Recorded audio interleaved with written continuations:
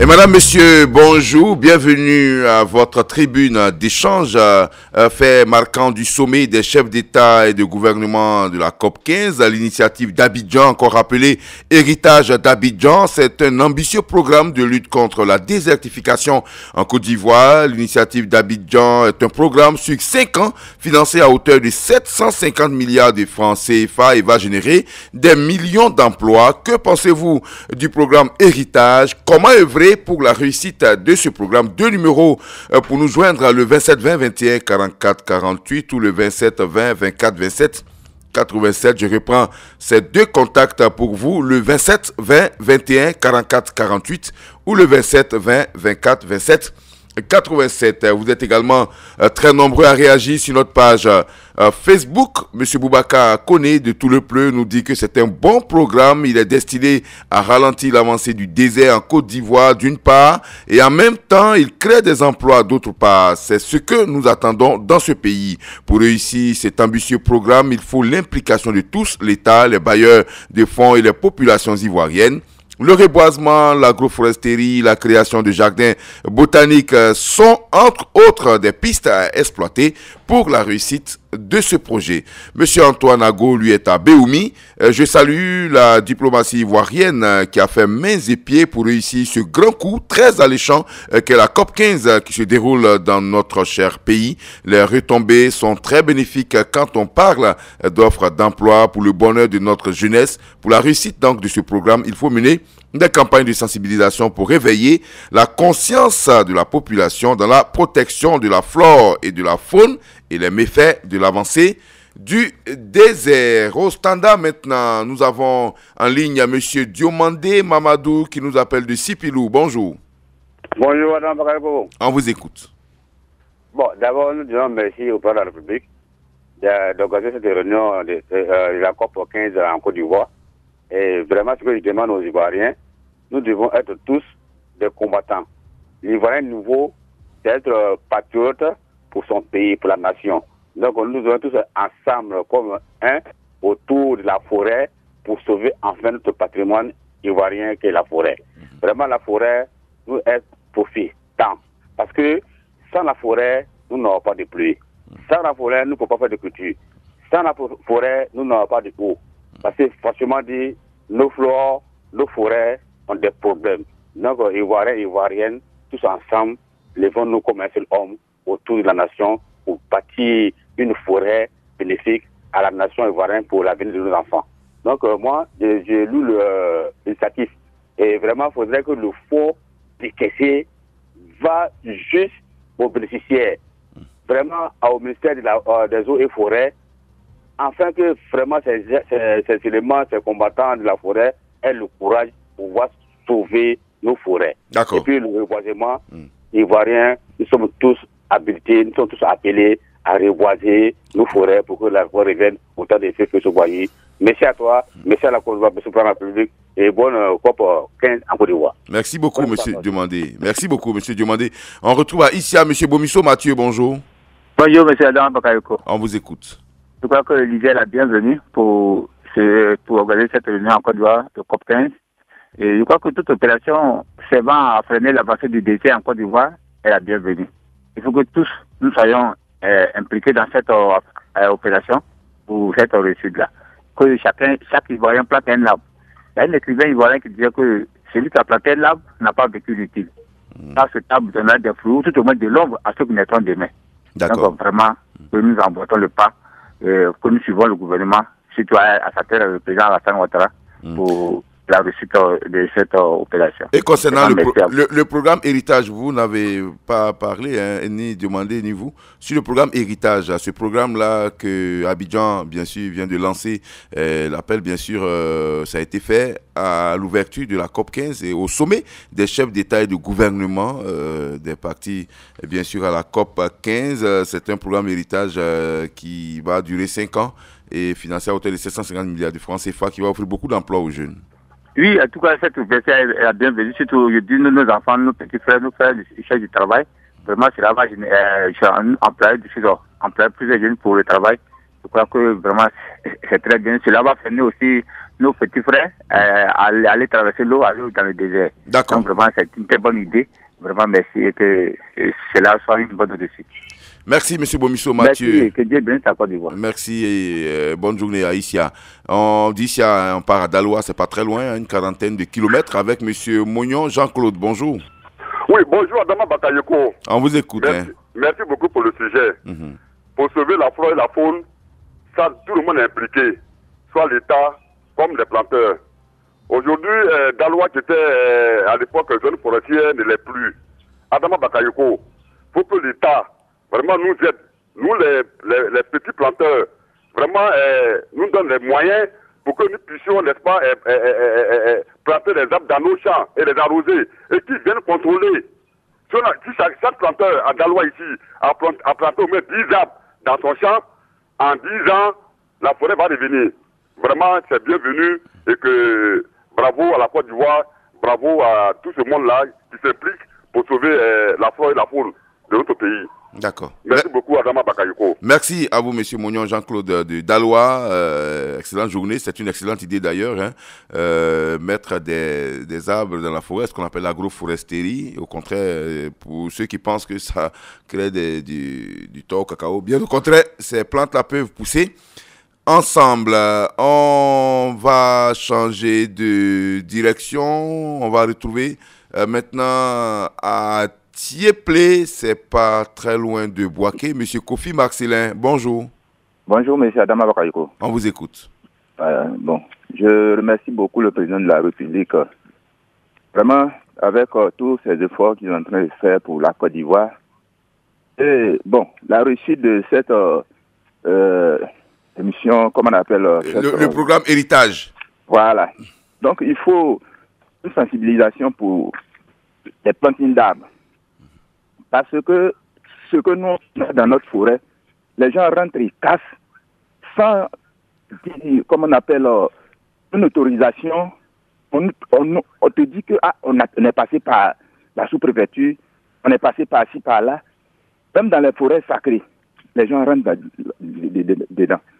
Donc, il faut une sensibilisation que les paysans, on plante des arbres. Sans ça, nous, les parents là, ce qu'on a, déjà, les gens sont venus casser. Quand ils sont venus casser, maintenant, moi, je suis assis là, je regarde. Et quand tu parles, on dit que la terre, ça appartient à l'État. Oui, on sait que la terre appartient à l'État. Mais c'est quelqu'un qui cultive la terre là, pour que les arbres se grandissent. Donc, il faut une sensibilisation pour que, comment on appelle, la Côte d'Ivoire, la forêt, soit encore comme avant. Puisqu'on perd beaucoup de choses. Donc, M. Adama Bakayoko, c'est mon point de vue. Et tout Tieplé te salue. D'accord, merci beaucoup. Je salue également tout Tieplé.0Avec mon réalisateur du jour, Valentin. Kwasi, qui n'est pas très loin de là d'ailleurs. Il est de Kwasi Kro. C'est pas très loin de Tieplé. Monsieur Ouattara Adama, bonjour. Monsieur Ouattara Adama de Diara est parti. Non, allô? Ah, il est là. D'accord, il insiste, hein, Monsieur Ouattara. Bonjour, Monsieur Ouattara Adama. Bonjour, Monsieur Adama Bakayoko. Vous insistez, là, vous n'êtes pas parti. Non, je ne suis pas parti. D'accord. Vous nous appelez de Diara. Oh oui. On vous écoute. Ok. Moi, je pense que le sujet est la bienvenue. Et quand on parle de reboisement, je pense que le gouvernement doit nous aider à nous trouver une qualité meilleure des arbres qu'on doit reboiser. D'accord. Puisque l'anacat, c'est des arbres qui n'ont pas de taille. Et je pense que ça ne peut pas nous permettre d'avoir de la pluie. Et à ce qui concerne le projet de héritage, moi je pense que c'est vraiment une occasion pour nous les Ivoiriens d'avoir de l'emploi, surtout pour la jeunesse. Et ça, cette initiative est à saluer. Et nous disons merci vraiment au président de la République pour tout ce qu'il fait pour la population ivoirienne. Et voici ma contribution. D'accord. Merci beaucoup à vous, Monsieur Ouattara Adama, pour votre contribution. Je rappelle que vous êtes donc à Diara et que Diara est dans la région du Béret, hein. En tout cas, en chemin entre la région du Béret et puis le district des Savannes, c'est à mi-chemin, hein, pratiquement. Et donc, vous êtes une zone très agricole, hein, notamment avec beaucoup de plantations de noix de cajou, dans la cadre notamment. On part sur notre page à Facebook où nous avons également des commentaires. Monsieur Bosson Assérémy nous dit que Héritage d'Abidjan constitue l'une des retombées de la COP 15. Ça commence déjà bien parce qu'il y a de l'emploi en perspective. Ce programme a une double mission. Il va d'abord donner de l'emploi aux Ivoiriens et ensuite restaurer une partie du couvert forestier. Je pense qu'avec la volonté des uns et des autres, la réussite sera au rendez-vous. Il est optimiste. Bien sûr, notre ami Bousson Assez, Rémi qui est à Yopougon, Trois-Rouges. À Divo, maintenant, nous recevons M. Kwaku Olivier. Bonjour. Bonjour, monsieur. On vous écoute. Oui, moi, c'est un problème qui est bien à saluer. Donc, le véritable problème est qu'il faut au moins encourager un peu ceux qui vont planter les arbres, en leur au moins donner quelque chose à pouvoir au moins entretenir ces arbres-là. Parce que moi, l'année passée, comme ça, on m'a donné peut-être au moins 40 bois que moi j'ai pu planter dans mon champ. D'accord. Des pépinières, c'est ça? Oui, les pépinières. C'est une coopérative qui m'a donné. D'accord. Que j'ai pu planter. Ok, mais c'est bien déjà. Voilà. Il faut planter 40 autres cette année encore. Voilà. Maintenant, le véritable problème est que aujourd'hui, on dit qu'on fait des champs extensifs. Oui. Mais c'est par rapport aussi au rendement? Au rendement. Oui. Au rendement que ça fait ça maintenant. Si réellement les gens veulent qu'on réduise un peu les champs extensifs, il faut que au moins le prix au moins des produits aussi augmente aussi. Là, au moins quand il y a 2 hectares, tu sais qu'au moins dans l'année, je peux avoir au moins quelque chose. Bon, d'accord, ça c'est à discuter, M. Kwaku. Ça veut dire que ce qu'on pourrait prôner par contre, c'est de valoriser les fruits de la recherche des experts du CNRA qui ont réussi à faire certaines découvertes importantes, et notamment le cacao Mercedes, qui a un temps de croissance très élevé et qui permet de produire beaucoup sur une petite parcelle. Donc, on gagnerait peut-être à vulgariser, parce que vous fassiez 5 hectares et vous avez 5 tonnes, si vous avez les mêmes 5 tonnes sur 1 hectare, mais c'est tant mieux, vous détruisez moins la forêt. Donc, quel que soit le prix qu'on va fixer, du produit 5 tonnes sera acheté à 5 tonnes. Donc, ça ne peut pas justifier l'extension de votre champ. On est d'accord? Oui. Voilà, donc je pense qu'on doit prôner plutôt pour aller vers l'agriculture intensive, mais on doit vous accompagner, là vous avez raison, les experts doivent vous accompagner, le CNRA à travers ses chercheurs et l'ANADER à travers ses techniciens sur le terrain pour vous aider à appliquer, bien sûr, cette nouvelle technique d'agriculture intensive. Merci beaucoup à vous, M. Kwaku Olivier. Merci, bonne journée. À Divo. M. Ouattara Yacouba, bonjour. Oui, bonjour, M. Adama. Vous êtes à Tafiré. Oui, c'est ça. Parce que la tenue de cette conférence à Abidjan, là, en Côte d'Ivoire, c'est pas un hasard, hein. Parce qu'à un moment, ils nous ont accusé qu'on détruisait la forêt au profit du cacao. Oui, bien sûr. Vous avez raison. Bon, vraiment, c'est très bon. S'ils peuvent nous donner de l'argent pour qu'on puisse vraiment se développer ici en Côte d'Ivoire, c'est bien. Mais il faut que cet argent soit utilisé à bon escient. Hein. Bien sûr. Parce que Yakou, il est ici, même s'il n'est pas dans une forêt, la savane est détruite. Ah oui. Parce que, oui, ici... Mais on a plutôt besoin de... Le Nord a beaucoup plus besoin de restauration de la forêt, ça on peut vous le dire. Bon. Parce que 90% du territoire au Nord est menacé par la désertification. Ça veut dire que il y a notre patronne qui nous disait ça il n'y a pas très longtemps à l'ouverture, la directrice Salih Konaté, qu'il faut faire tampon vert au Nord, c'est-à-dire développer un reboisement intensif pour au moins freiner déjà une ceinture qui pourrait aller peut-être d'Odiéné jusqu'à Bouna, et déjà ça pourrait aider, et puis en redescendre vers vous, hein, Tafiré, Dikodougou, Bondoukou, pour au moins permettre de freiner le désert. Ça pourrait être une très bonne idée. Donc ne dites pas que c'est l'affaire de ceux qui sont en zone forestière, non, restaurer le couvert forestier, c'est à l'échelle nationale. Oui, bon, c'est bien. Donc vous êtes concerné. Maintenant, si nous on plante nos arbres dans la cadre là, maintenant la Côte d'Ivoire doit chercher des arbres. C'est-à-dire quand il y a ton champ dans la cadre et puis tu plantes ces arbres là-dedans. D'accord. Voilà, c'est ce qu'on doit faire. Ok. Donc, voilà, je crois qu'on a un détachement des eaux et forêts à Tafiré. Oui, il y a des oui. bureaux. Voilà, donc je pense que la solution est toute trouvée. Ces agents-là, vous pouvez les approcher parce que c'est pas à eux de faire. Comme je l'ai dit hier, c'est un sursaut national. Notre forêt est en train de disparaître. Chaque Ivoirien doit poser un acte pour que cette forêt-là soit restaurée. On doit la forêt. Il n'y a pas de problème. Le chef de canton vous salue. Merci, on salue également. Notre ami connaît chef de canton de Tafiré qu'on aura beaucoup de plaisir à retrouver très bientôt. Merci beaucoup. Monsieur Tano Kwasi, bonjour. Bonjour, monsieur Adama. Vous êtes à Bondoukou.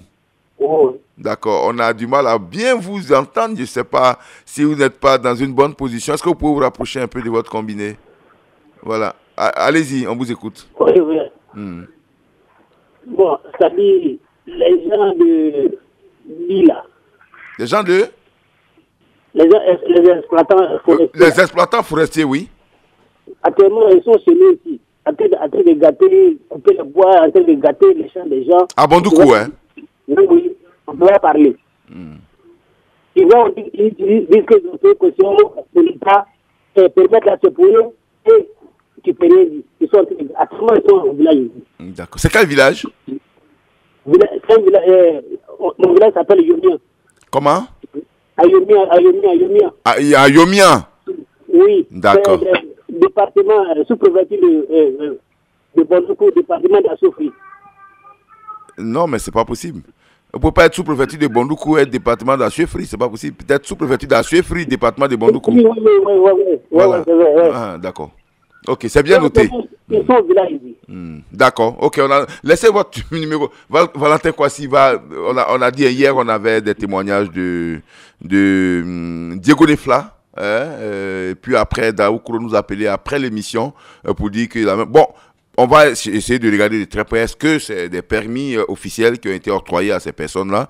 Et puis sinon, on va demander bien sûr aux autorités compétentes de quoi il s'agit réellement. Merci beaucoup à vous, Monsieur Tano Kwasi. Sur notre page Facebook, nous avons Monsieur Amara Ouattara, pour qui l'ambition est vraiment dévorante, débordante même.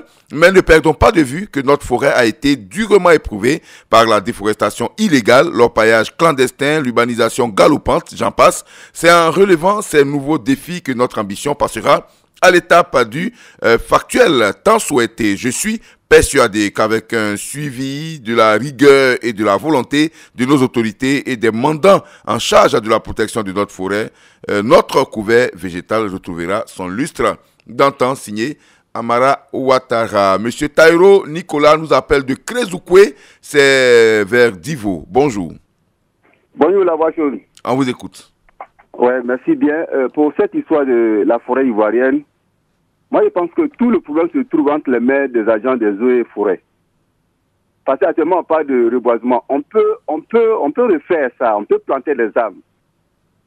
Mais une fois qu'il n'y a pas de suivi au niveau des exploitants forestiers, au niveau du braconnage, au niveau de feux de brousse et tout ça là, ça va remettre tout cela en cause.